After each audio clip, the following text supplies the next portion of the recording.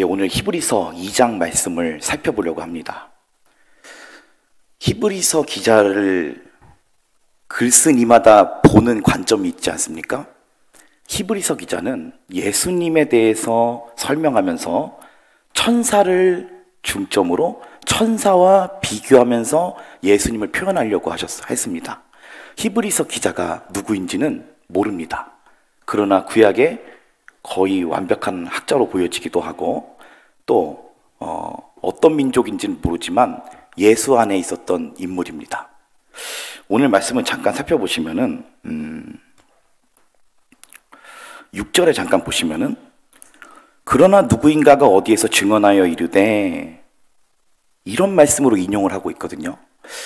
자, 여러분 글을 쓸 때 예수님에 대해서 증거하는 말을 쓰면서 그 말씀이 생각이 안 났으면 보통 찾아봅니다. 그렇지 않습니까? 이 말씀이 어디에 있었지? 내가 예수님에 대해서 설교를 해야 되는데 이 말씀이 어디에 기록되어 있더라? 아, 이거 찾아보니까 시편 말씀이구나. 그런데 이 글을 쓴 사람은 그러나 누구인가가 어디에서 증언하여 이르되 라면서 그 뒤에 예수님에 대한 증언을 쭉 이어나갑니다. 이 부분을 보았을 때 이 분은 성령의 감동이 되어서 이 글을 한타에 써내려 가신 것입니다. 성령의 감동에 의해서 예수님이 어떤 존재이신지 그 기도하면서 성경을 써내려가면서 보통 이 글이 완성되었을 때 이 글을 고칠 법도 하지 않습니까? 아, 시편 8편 4절을 보면요 하면서 천사들에게 복종하게 하심이 아닙니다라고 쓰여 있습니다라고 글을 고칠 법도 한데 글을 고치지 않고 그러나 누구인가가 어디에서 이르시되 라면서 그때 느꼈던 감정 그대로 성령의 감동에 의해서 글들을 써내려갑니다. 이 히브리서 기자는 예수님을 증명하기 위해서 성령의 감동 가운데 오늘 이 히브리서 글을 쓴 것입니다. 예수님을 증명하기 위해서 쓴 것입니다. 히브리서 1장을 살펴보면 이 히브리서 기자는 예수께서 천사보다 월등히 뛰어나시다라고 천사를 기준으로 예수님의 지존성에 대해서 표현했습니다.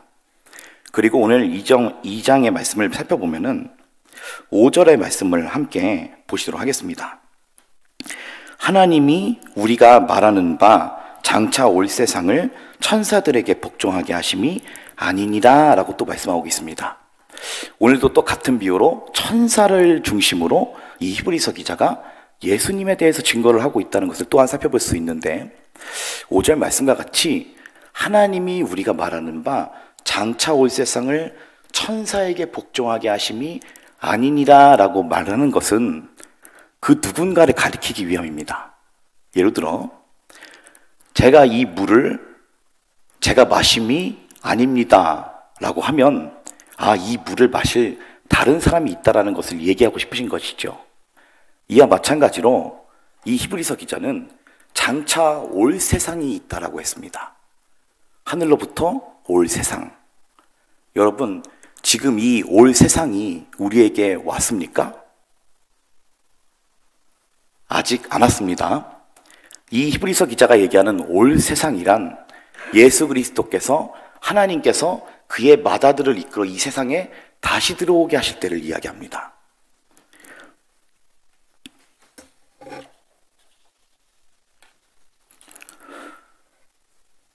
본문 6절에서 8절을 보면은 이 히브리서 기자가 얘기하는 것처럼 장차 올 세상이 천사들에게 복종하게 하심이 아니요 예수 그리스도께 복종하게 하시기 위함이다 라고 하면서 인용한 글이 6절부터 8절까지의 글입니다.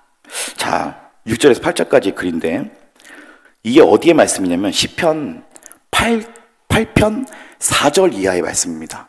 그 히브리서 기자가 시편 8편 4절의 말씀이 생각이 나서 이거를 예수 그리스도, 그 메시아에 대한 증언으로서 이 시편 8편 4절 이하를 가져온 것입니다.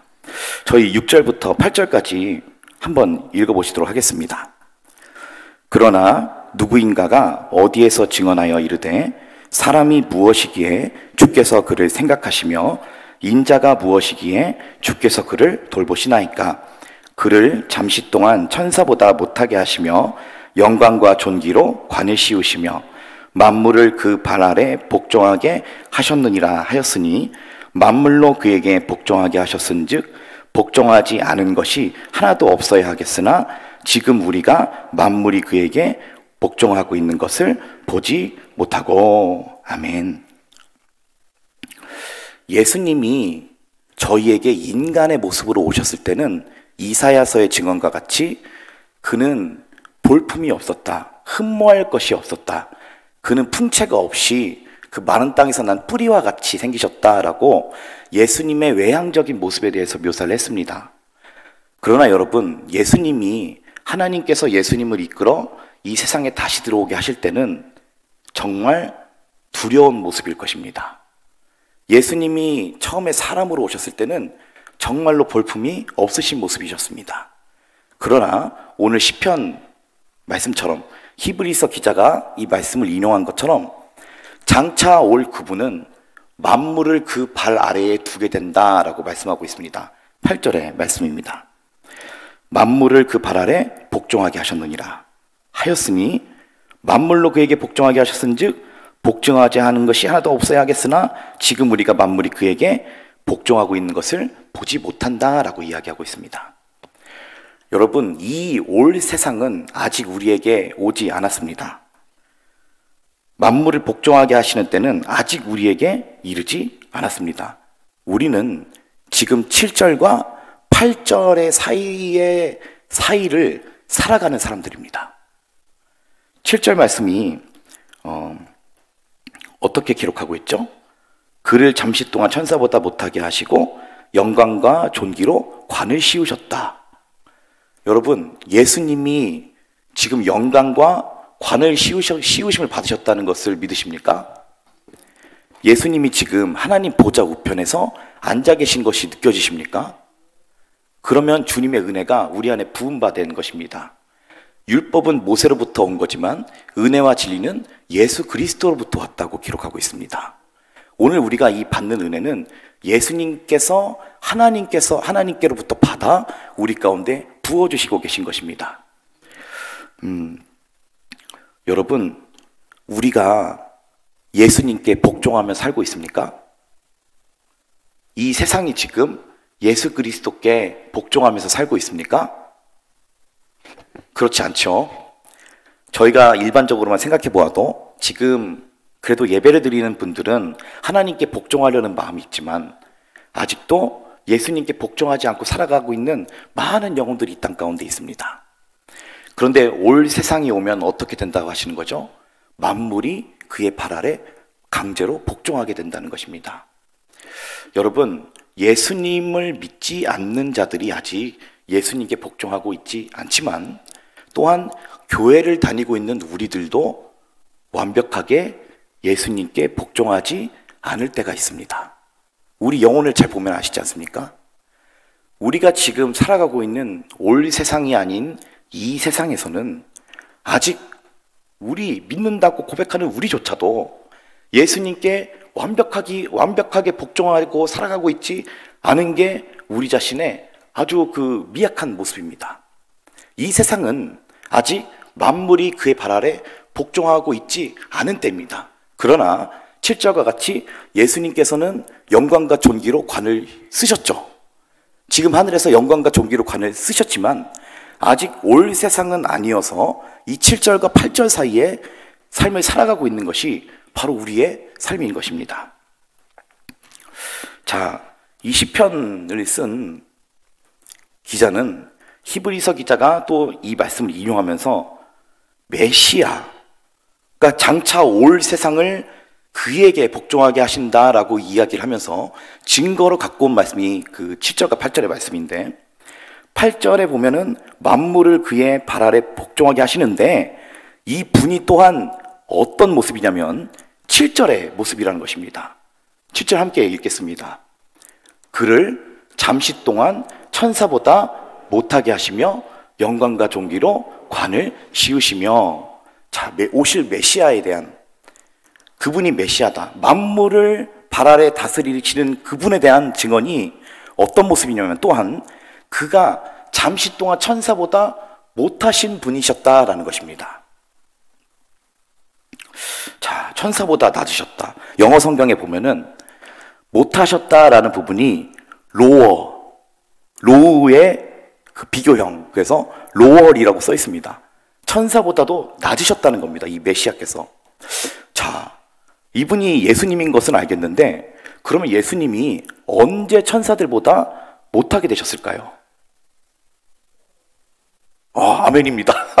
제가 오늘 해야 될 설교를 권사님께서 잘 대답해 주셨습니다. 자, 예수님께서 인간의 모습으로 오셨을 때는 예수님 스스로 자신을 낮추신 모습이었습니다. 그러나 여러분, 사람이 자기를 스스로 낮췄다는 것과 정말로 실제로 낮아졌다라고 하는 것에는 차이점이 있습니다. 여러분, 대통령이 자기를 낮췄다고 해서, 자기를 겸손하게 했다고 해서 그 대통령이 낮습니까? 그렇지 않습니다. 자기를 낮췄다라고 하는 것과 그분이 실제로 낮아졌다라고 하는 것에는 차이가 있는 것입니다. 그런데 오늘 성경 말씀은 뭐냐면 그가 천사들보다도 못하셨다라고 얘기를 하고 있는 것입니다. 주님이 그러신 적이 있다는 것입니다. 주님이 공생애를 시작하셨을 때 그렇게 되셨나? 아닙니다. 예수님이 마태복음 4장에 보면 금식 기도하시고 마귀의 시험을 이기시고 나서 누가 와서 수종듭니까? 천사들이 와서 수종들죠. 그리고 예수님이 살아계실 때 행하셨던 기적과 표적, 그리고 그 말씀들은 천사들도 감히 할 수가 없었던 말씀입니다. 주여 영생의 말씀이 주께 있어오니 우리가 누구에게로 가오리까 얘기하지 않습니까? 예수님은 공생애 때는 천사들보다도 낮으셨던 모습은 사실 아닙니다. 근데 언제 낮아지셨냐? 아까 권사님이 잘 얘기해 주셨던 것처럼 9절 말씀에서 정확하게 이걸 얘기하고 있습니다. 주님이 언제 낮으셨는가? 9절 초반부의 말씀을 함께 읽어보도록 하겠습니다. 오직 우리가 천사들보다 잠시 동안 못하게 하심을 입은 자 곧 죽음의 고난받으심으로 라고 얘기하고 있습니다. 자, 주님이 언제 천사들보다 낮으셨습니까? 곧 잠시 동안 못하게 하심을 입은 자 곧 죽음의 고난받으심으로 라고 얘기하고 있습니다. 천사보다 낮으셨을 때가 있다는 겁니다. 예수님이. 그 높으신 예수님이 천사들보다 낮아지셨던 적이 있었다는 것입니다. 바로 죽음의 고난 입으셨을 때, 죽음의 고난을 받으셨을 때. 죽음의 고난이라 하면 무엇입니까? 예수님이 십자가에 달리실 때, 그리고 더 정확하게 얘기하면 예수님이 겟세마네 동산에서 고난의 잔을 받아들이기로 결심하셨을 때부터입니다. 그리고 그때부터 사람들에게 잡히시고 끌려가시고 십자가 형벌을 누리시죠. 이런 그 고난의 과정이 바로 천사들보다 낮은 위치에 있었던 예수님의 유일하신 기간이십니다. 예수님이 겟세마네 동산에서 고난의 잔을 택하기로 하시고 잔을 받으시고 잡히시고 신문당하시고 사람들이 침을 뱉을 때 침을 맞으시고 그리고 또 사람들이 모욕과 멸시로 놀리는 것을 다 받으시고 그리고 그 간수장들이 채찍으로 때려서 살이 피와 함께 터져버렸을 때 그리고 그 터진 몸으로 십자가를 끌고 가시면서 십자가에 못 박히시기의 과정이 모두가 천사들보다 잠시 동안 낮으셨다라는 것입니다. 자, 여러분, 메시아이신 하나님의 아들이신 예수님께서 본래 하나님과 동등하신 위치에 있는데 자기를 낮추신 게 아니라 실제로 낮아지심을 입으셨다는 것입니다.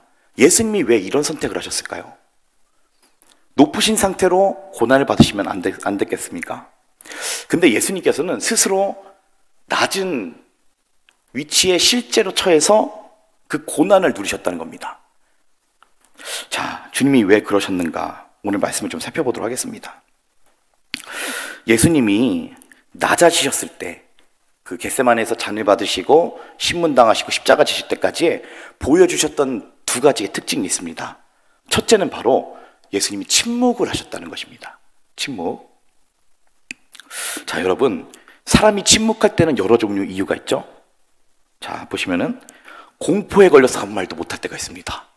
너무 무서워가지고 동네에서 어떤 깡패 형이 야 잠깐만 일로 와봐 그러면은 순간 이게 다리가 얼어붙는 것처럼 그런 것처럼 침묵할 때가 있습니다. 공포에 질려서 침묵할 때. 그리고 두 번째, 불리한 말을 회피할 때도 침묵할 수가 있습니다. 예를 들어서 범죄자가 잡혔을 때 미란다 원칙처럼 내가 나한테 불리한 증언은 얘기하지 않아도 된다라고 있는 것처럼 내가 불리한 일이 있을 때는 그냥 말을 안 하는 경우도 있습니다. 이때도 침묵할 수 있는 것이죠. 그런데 예수님이 침묵하셨던 이유는 좀 다릅니다.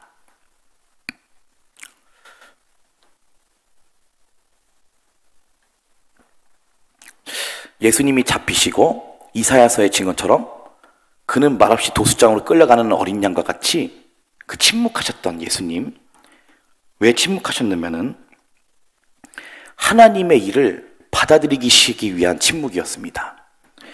여러분, 예수님이 잡혔을 때 빌라도가 예수님께 이런 말 합니다. 이보시오 예수, 내가 당신을 풀어줄 권한이 있는 줄을 당신이 알지 못하오? 저들이 얼마나 많은 증언으로 당신을 치고 있어. 아무 말도 안 하시려? 내가 당신을 풀어줄 권한인데 아무 말 안 할 것이요? 그때 예수님이 뭐라고 하시죠? 이런 말씀하십니다. 위에서 주지 아니하셨으면 나를 해야 할 권한이 없었을 것이다. 예수님 말씀하십니다. 자, 주님이 사람들이 자기를 십자가에 못 박는 것 같고 사람들이 자기를 끌어서 박해하는 것 같지만 실제로는 하나님께서 예수님께 허락해 주신 일이라는 것입니다. 하나님이 허락해 주신 일이기 때문에 예수님이 그저 받아들이시는 것입니다. 이전에 이미 겟세마네 동산에서 아버지께서 주시는 그 고난의 잔을 내가 받겠습니다라고 예수님이 기도하시지 않았습니까? 이와 마찬가지로 예수님이 침묵하셨던 이유는 다른 사람이 놀리고 괴롭힐 때 인내력을 늘리기 위해서가 아니라 이 모든 일들, 사람이 나를 핍박하는 일들조차도 사실 사람이 향하는 것이 아니요 하나님께서 자기를 위해서 계획하신 일이기 때문에 주님이 그저 받아들이신 것입니다. 고난의 잔을 그냥 받아 삼키신 것입니다. 자, 예수님이 보이셨던 첫 번째 특징, 침묵하셨습니다. 그리고 둘째로 예수님은 아무 능력도 행하지 않으셨습니다. 잘 아시는 바와 같이 예수님께서는 공생애의 사역을 하실 때 여러 가지 기사와 표적 그리고 말씀 그리고 설명, 죽은 자들도 살리셨습니다. 그런데 예수님이 고난의 잔을 받고 난 이후로부터는 아무 능력도 쓰지 않으십니다. 자, 주님은 왜 아무 능력도 쓰지 않으셨는가? 예수님은 자기가 십자가의 죽음으로 걸어가시는 그 죽음의 길을 걸어가시면서 호사를 누리지 않으셨습니다. 하나님의 권능으로 자기를 좀 덜 아프게 한다든지 혹은 십자가에서 잠깐 내려와서 쉬었다가 올라간다든지 혹은 십자가 위에서 하나님 마취의 은혜를 주시옵소서 하신 것이 아닙니다. 아무 능력도 쓰지 않고 모든 사람이 연약한 길대로 가는 길로 모든 사람이 고통당하고 괴롭힘 당하고 연약하게 죽어버리는 그 길로 예수님도 똑같이 걸어가십니다. 이 부분을 히브리서 기자 뭐라고 얘기합니까? 그가 천사들보다 잠시 동안 낮아지셨다 라고 얘기하는 것입니다. 사람들과 같은 모양으로 실제로 이 죽음을 겪어본 것입니다. 예수님이 십자가에 달렸을 때 사람들이 놀렸습니다. 네가 하나님 아들이면 십자가에서 내려가 봐라. 그럼 믿겠다. 예수님이 엘리 엘리 라마 사박다니 하나님 어찌하여 나를 버리셨나이까 라고 얘기했을 때 사람들이 놀렸습니다. 저 사람이 엘리야를 부른다. 엘리야가 와서 구원하나 보자. 구경하자. 이러면서 지켜보고 있었습니다. 예수님이 고난의 길을 걸어가실 때에 두 가지 특징이 있었습니다. 첫째, 침묵하셨다는 것. 그리고 두 번째로 아무 능력도 쓰지 않으셨다는 것입니다. 예수님이 침묵하시고 아무 능력도 쓰지 않으신 목적이 있습니다. 그 목적을 네 가지로 오늘 말씀을 통해서 살펴보도록 하겠습니다. 첫 번째로는 말씀의 성취입니다. 예수님은 유다가 배반해가지고 대제사장들의 종들과 수하들이 칼과 몽치를 들고서 예수님을 잡으러 왔을 때 베드로가 칼을 빼들었죠. 그러면서요 예수님이 말씀하시지 않습니까? 베드로야 도로 칼집에 넣어라. 칼을 가진 자는 칼로 망하느니라. 그러면서 뭐라고 하셨죠? 얘야 내가 지금 아버지께 구하여 12군단 더 되는 천사를 보내시게 할 줄 없는 줄로 네가 아느냐? 내가 만약 그렇게 하면 이런 일이 있으리라 한 성경이 어떻게 응하겠느냐라고 베드로를 책망하십니다. 자, 예수님이 침묵하시고 아무 능력도 행치 않으셨던 이유는 바로 구약의 말씀을 성취하시기 위함이셨습니다. 오늘 히브리서 말씀과 같이 그가 잠시 동안 천사보다 못하게 하심을 받으셨다라는 구절 또한 이루게 하시려고 하신 것입니다. 둘째로는 죽음을 맛보려고 하셨습니다. 9절 말씀을 함께 읽어보도록 하겠습니다. 오직 우리가 천사들보다 잠시 동안 못하게 하심을 입은 자 곧 죽음의 고난 받으심으로 말미암아 영광과 존귀로 관을 쓰신 예수를 보니 이를 행하심은 하나님의 은혜로 말미암아 모든 사람을 위하여 죽음을 맛보려 하심이라. 자, 예수님이 침묵하시고 능력을 쓰지 않으셨던 이유 두 번째, 죽음을 실제적으로 맛보고 싶으셨던 것입니다. 자, 여러분, 죽음이란 무엇입니까? 사람이 죽어서 가는 그 길에 대해서 한번 생각을 해보셨습니까? 사람이 죽으면 누구나 육체의 생명을 잃고 영혼이 어디론가 떠나죠. 우리의 의식은 어디에 있는지 모를 겁니다. 근데 우리는 믿음 안에 있기 때문에 우리 영혼이 아버지께 간다라는 것을 믿고 있죠. 자, 근데 여러분, 이 사람들의 모든 인생이 가는 길이 있습니다. 예수님이 없이 가는 길이 어디입니까? 지옥의 불구덩이입니다. 사람이 죄를 짓고 죄를 씻지 못해서 갈 수밖에 없는 그 지옥, 하나님께서 마귀와 그 사자들을 벌하시려고 만든 그 지옥에 사람도 같이 끌려가게 되는 것입니다. 하나님과 순종할 수 있는 기회가 없기 때문에, 죄를 씻을 수 있는 방법이 없기 때문에 많은 사람들이 그 길로 많이들 걸어갑니다. 자, 하나님의 아들이 모르시는 것이 있습니다. 바로 이 버러지 같은 자들의 죽음인 모습입니다. 이 지렁이 벌레봐도 못한 그런 육체의 이 혈육을 갖고 있는 자들의 죽음의 모습이란 것입니다. 자, 사람이 죽을 때 정말 연약하고 불쌍하게 죽죠. 믿음 없는 자들의 죽음은 그렇게 슬플 수가 없습니다. 자, 이 사망의 길이 무엇입니까? 그런데 예수님이 이 죽음을 똑같이 맛보려고 하셨다는 것입니다. 하나님의 아들이 이 죽음을 어떻게 맛볼 수 있습니까? 하나님의 아들은 우리와 다르십니다. 하나님의 아들은 하나님과 동등인 본체신데 어떻게 이 버러지 같은 우리의 사망의 길에 똑같이 예수님이 맛보실 수 있었겠습니까? 그렇기에 주께서 실제로 천사들보다 못하게 하심을 그때 입으셨던 것입니다. 십자가의 고난을 받으실 때는 하나님의 아들이심을 다 내려놓고 나도 똑같이 천사들보다도 낮아져서 사람들과 똑같이 죽음을 맛보겠다라고 하신 것이 예수님의 생각이라는 것입니다. 주님은 이해해 보려고 하셨습니다. 그리고 이 사람이 겪는 이 죽음이 무엇인지를 한번 몸으로 겪어보고 싶으셨습니다. 자, 여러분, 이분이 바로 올 세상에 만물을 그 발 아래에 두신다고 하는 분의 겸손인 것입니다. 여러분, 올 세상에 우리의 왕으로 오실 그 하나님이 그 아들을 이끌어 다시 이 세상에 들어오게 하시는 그날에 그 왕이 누리실 그 영광이 갖고 계시지만 그 왕이 가지신 겸손의 모습이 이것이란 것입니다. 사람들과 같이 되셔서 천사들보다 낮은 위치에서 똑같이 사람이 가는 그 사망의 길에 나도 똑같이 들어가겠다. 나도 그 똑같이 사망의 길에 들어가서 사람이 지옥에 어떤 고통을 받는가, 사람이 지옥에서 무슨 심판을 받는가, 또 이 버러지 같은 사람의 죽으심의 고통은 어떤 것인가를 하나님이 아들이심을 내려놓고 실제로 육신으로 그 고통을, 죽음을 실제적으로 맛보려고 하신 것입니다.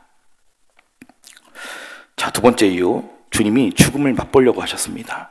자, 세 번째 이유, 주님이 온전케 되려고 고난을 받으셨습니다. 10절 말씀을 읽어보도록 하겠습니다. 그러므로 만물이 그를 위하고 또한 그로 말미암은 이가 많은 아들들을 이끌어 영광에 들어가게 하시는 일에 그들의 구원의 창시자를 고난을 통하여 온전하게 하심이 합당하도다 라고 히브리서 기자 얘기하고 있습니다. 우리가 들어가는 이 구원을 열어놓으신 구원의 창시자를 고난을 통하여서 온전하게 하심이 합당하다, 완벽합니다 라고 히브리서 기자가 지금 얘기하고 있는 것입니다. 우리의 왕, 영어 성경에 보면 구원의 창시자라는 부분이 퍼펙트 리더라고 써 있습니다. 완벽한 리더, 우리를 구원하게 하는 많은 아들들을 이끌어 그의 구원에 들어가게 하시는 그 분은 사람과 똑같은 죽음을 맛보신 그분이라는 것입니다. 하나님이 이렇게 하신 것이 정말 합당하시다는 것입니다. 자, 주님이 고난을 통해서 자기가 온전하게 되셨습니다. 천사들보다도 낮은 위치, 잠깐 낮아지셔서 온전하게 되셨습니다. 여러분, 저는 예수님을 만나기 전에 제가 미술을 해야 제가 온전히 젖었다라고 생각을 했습니다. 나의 다른 정체성은 바로 그림을 그릴 때 내가 바로 나았다고 생각했습니다. 저는 그림을 20년 동안 그렸거든요. 초등학교 때부터. 그렇기 때문에 저는 무조건 미술하면은 바로 저였습니다. 그런데 예수님을 만나고 나니까 정말 이게 쓰잘데기 없어 보이는 겁니다. 이렇게 뭔가 형상을 만들고 거기 색깔 칠하고 뭐 미술을 비하하는 건 아닙니다. 근데 단지 예수님을 만나고 나니까 가치관이 점점 이게 시들해지는 겁니다. 자, 저는 제가 예수님 만나기 전에 온전하다고 생각했었던 것은 제가 미술을 하고 있을 때 온전하다고 생각을 했습니다. 근데 예수님을 만나고 나니까 있지 않습니까? 예수님과 온전하게 동행을 해야 제가 온전하다고 생각을 합니다. 여러분도 그렇지 않습니까? 여러분이 어떤 직업을 갖고 어떤 위치에 있고 어떤 삶을 이 땅에 살아가더라도 예수님과 온전하지 않으면 나는 온전하지 않은 존재라고 생각되지 않습니까? 자, 여러분, 우리는 예수님과 온전히 동행해야만 우리가 온전할 수 있습니다. 그게 우리의 영혼의 온전함입니다. 하나님이 우리에게 주실 행복이고 하나님이 우리에게 주실 평안의 모습입니다. 우리가 예수님과 함께 해야만 우리가 비로소 온전한 모습입니다. 그러나 예수님은 고난을 겪으셔야만 온전하셔야만 했습니다. 우리는 예수님과 동행하는 게 우리가 온전해지는 모습이지만 하나님의 아들께서는 인간이 겪었던 아주 버러지 같은 인간이 누리는 한 종류의 사망과 고난이라고 하는 그것이 하나님의 아들께 있어야 하나님의 아들이 온전해지셨다는 것입니다. 참 이해하기 어려운 말이죠. 이런 말씀이 있습니다. 예수님이 십자가에서 죽으시고 장사 지낸 바 되셨을 때 또 부활하시고 나서 엠마오로 가는 두 제자가 있었습니다. 근데 이 엠마오로 가는 두 제자는 슬퍼했습니다. 근데 예수님이 아무나 안 찾아오시죠. 그 엠마오로 가는 두 제자를 찾아오신 이유가 있습니다. 그 슬퍼하는 자들의 마음을 위로해 주시려고. 그 엠마오로 가던 그 두 제자는 마음에 슬퍼했습니다. 그때 예수님이 와서 말씀을 거시죠. 얘들아, 너희가 길에서 나누면서 하는 말이 무엇이냐? 그러니까 그 제자가 얘기하죠. 이보시오, 당신이 예루살렘에 살면서 지금 거기서 일어난 일을 당신이 모르시오? 우리가 믿던 선지자 예수님은 우리를 속량해 줄 우리의 구원자라고 믿었어. 그런데 우리 대제사장들과 그 서기관들이 예수님을 십자가에 못 박아 죽여버렸어. 나는 슬픕니다. 이렇게 엠마오로 걸어가고 있었던 그 두 제자의 그 마음입니다. 그때 예수님이 그 제자들을 찾아와서 어떤 말씀을 하시죠? 주님은 이렇게 말씀하셨습니다. 미련하고 선지자들이 말한 모든 것을 마음에 더디 믿는 자들아, 그리스도가 이런 고난을 받고 자기 영광에 들어가야 할 것이 아니냐라고 얘기하셨습니다. 이 말이 무엇이죠?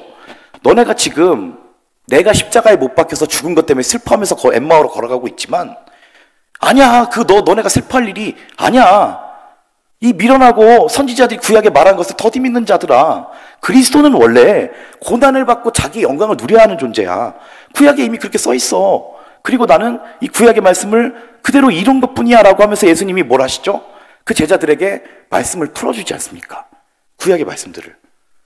나는 고난을 통해서만 온전해지는 존재라는 것을 그 제자들에게 이해시켜주지 않습니까? 그때 제자들이 마음이 어떻다고 했죠? 마음이 뜨거워졌다라고 제자들이 얘기했습니다. 자, 세 번째 이유, 예수님은 온전케 되시려고 천사들보다 낮아지는 고난을 맞으셨습니다. 자, 네 번째로 마귀의 권세를 깨트리려 하셨습니다. 14절의 말씀을 함께 읽어보도록 하겠습니다. 자녀들은 혈과 육에 속하였음에 그도 또한 같은 모양으로 혈과 육을 함께 지니심은 죽음을 통하여 죽음의 세력을 잡은 자 곧 마귀를 멸하시며. 아멘. 우리 구원의 창시자 주님께서 많은 아들들을 이끌어 구원에 들어가게 하시는 일에 죽음을 통하여, 죽음의 고난을 통하여 합당하게 하심이 합당하도다, 이런 얘기를 했습니다. 앞절에서 온전케 하심이 합당하다라고 말씀하셨습니다. 자, 많은 아들들을 이끌어 구원에 들어가게 해야 되는데 자녀들이 혈과 육에 속해 있다는 겁니다. 그래서 그도 또한 혈과 육을 함께 지니셨다는 것입니다. 이 많은 아들들이 본질상은 진노의 자녀에 속해 있고 또 혈과 육의 몸을 입고 있기 때문에 혈과 육들이 들어가게 되는 그 지옥의 시스템, 마귀들은 죄를 뿌리고 또 죄를 지은 사람들을 지옥에 끌고 들어가서 거기서 영원토록 괴롭히게 하는 것이 마귀의 시스템입니다.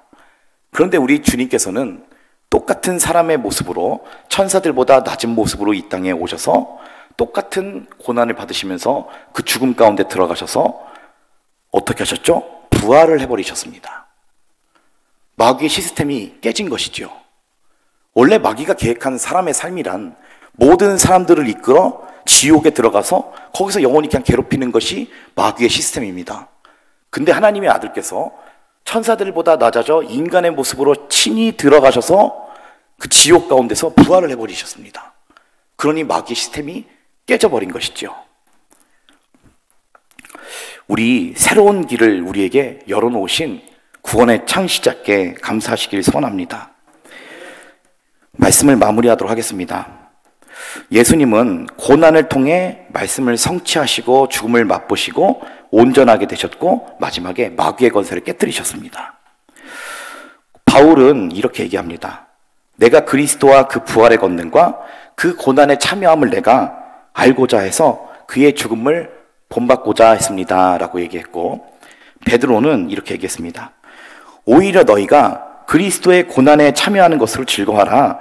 이는 그의 영광을 나타내실 때에 너희로 즐거워하고 기뻐하게 하려 합니다 라고 베드로가 얘기했습니다.